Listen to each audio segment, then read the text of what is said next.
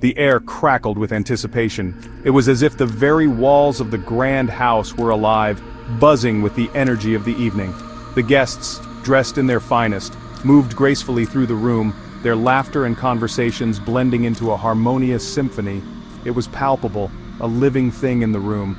The flickering lights added a touch of drama, casting shadows that danced on the walls, enhancing the sense of mystery and excitement. I smoothed down my emerald green dress, the silk cool against my skin.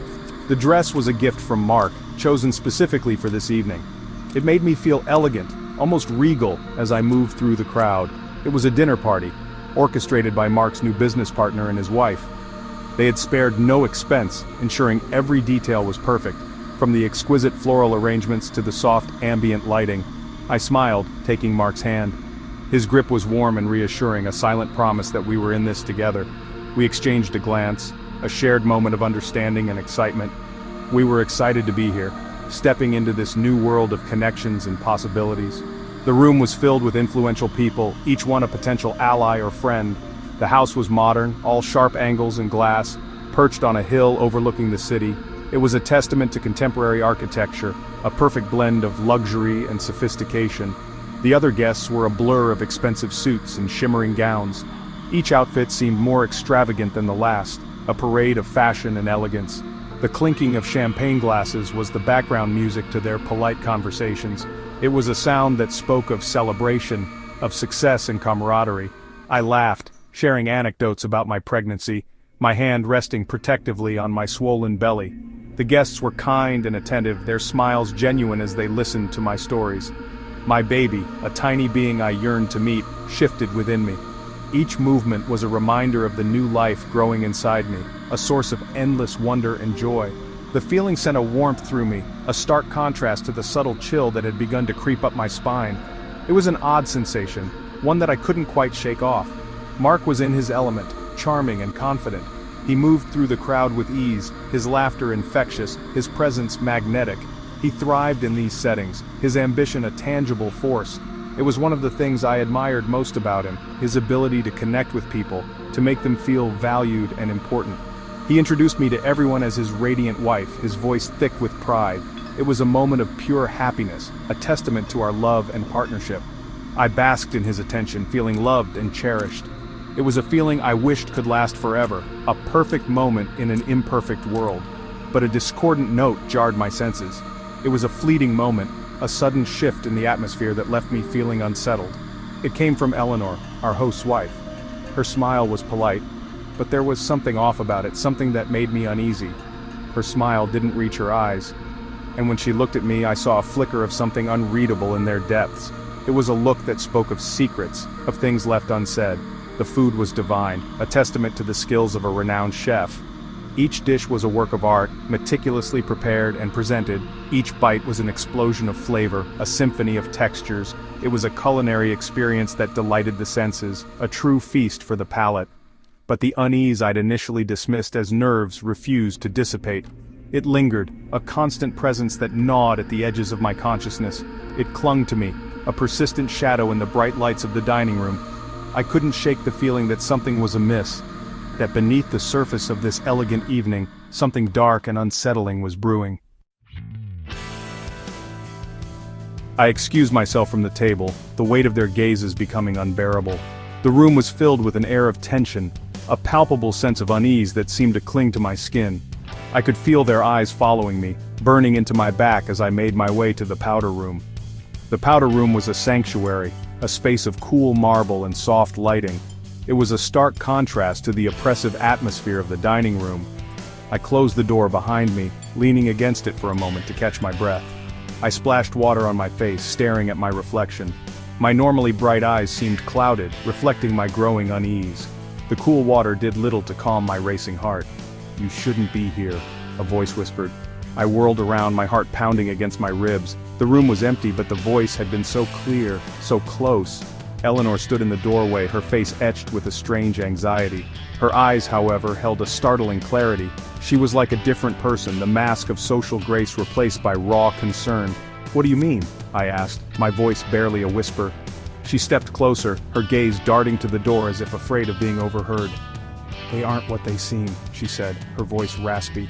"They want the baby." My breath caught in my throat. Her words were insane, ludicrous. But the intensity in her eyes, the fear that mirrored my own, sent a shiver down my spine. "Eleanor, what are you talking about?" I managed, my voice trembling. She shook her head, her gaze dropping to the floor. "Just be careful," she murmured before slipping away, leaving me alone with my racing thoughts and a growing sense of dread. I stood there frozen, trying to make sense of what had just happened. The room seemed to close in around me, the walls pressing in as my mind raced. What did she mean? Who were they? And why did they want the baby? I took a deep breath, trying to steady myself. I couldn't let fear take over. I had to find out the truth. But where to start? Eleanor's warning echoed in my mind, a constant reminder of the danger that lurked just beneath the surface. I knew I couldn't go back to the dining room, not yet. I needed time to think, to process. I needed to find Eleanor, to get more answers. But she had disappeared so quickly, like a ghost. I stepped out of the powder room, my mind still reeling. The hallway was empty, the house eerily silent.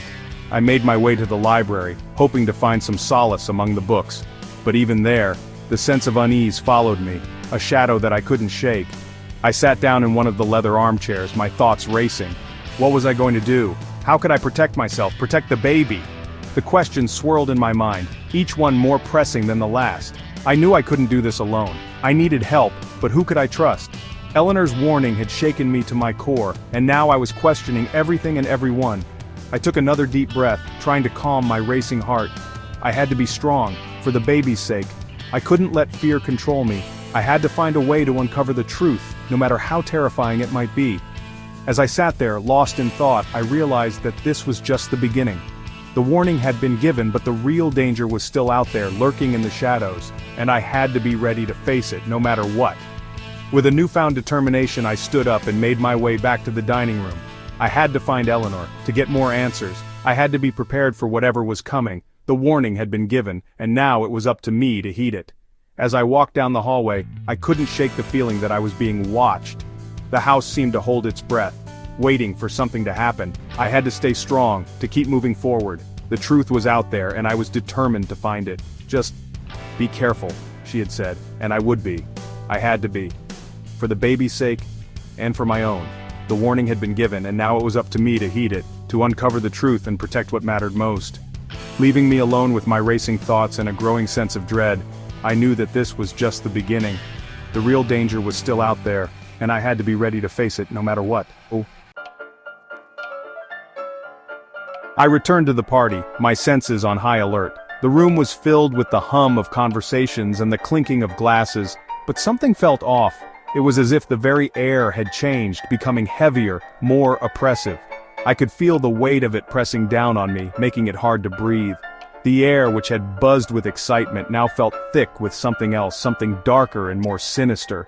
It was as if a shadow had fallen over the room, casting everything in a different light.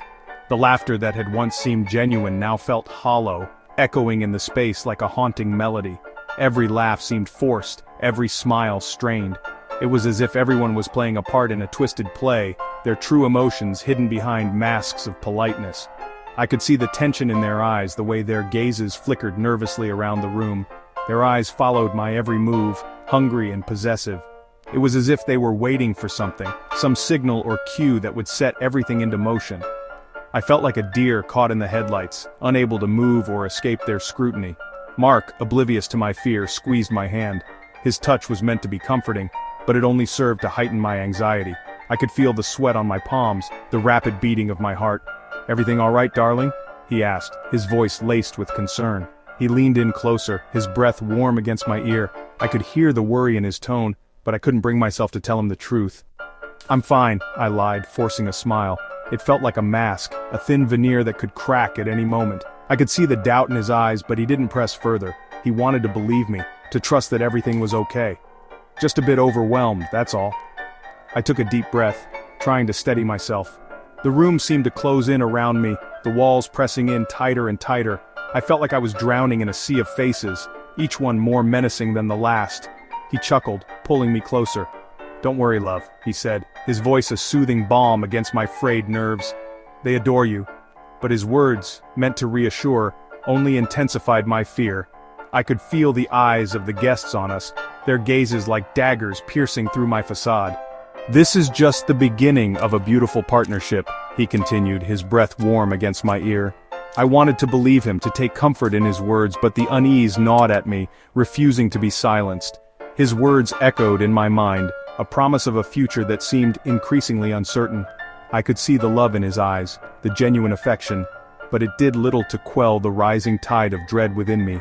But his words, meant to reassure, only intensified my fear. The adoration of the guests felt suffocating, a tangible threat that loomed over me.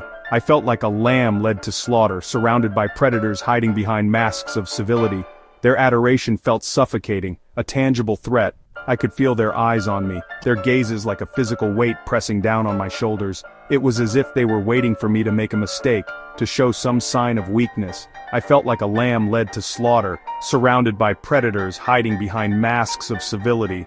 The room seemed to close in around me, the walls pressing in tighter and tighter. I felt like I was drowning in a sea of faces, each one more menacing than the last. The conversation flowed around me, a meaningless drone. I could hear the words, but they seemed distant, like they were coming from another room. My mind was too consumed by the warning echoing in my ears. "They want the baby." I couldn't focus on their words, my mind too consumed by the warning echoing in my ears.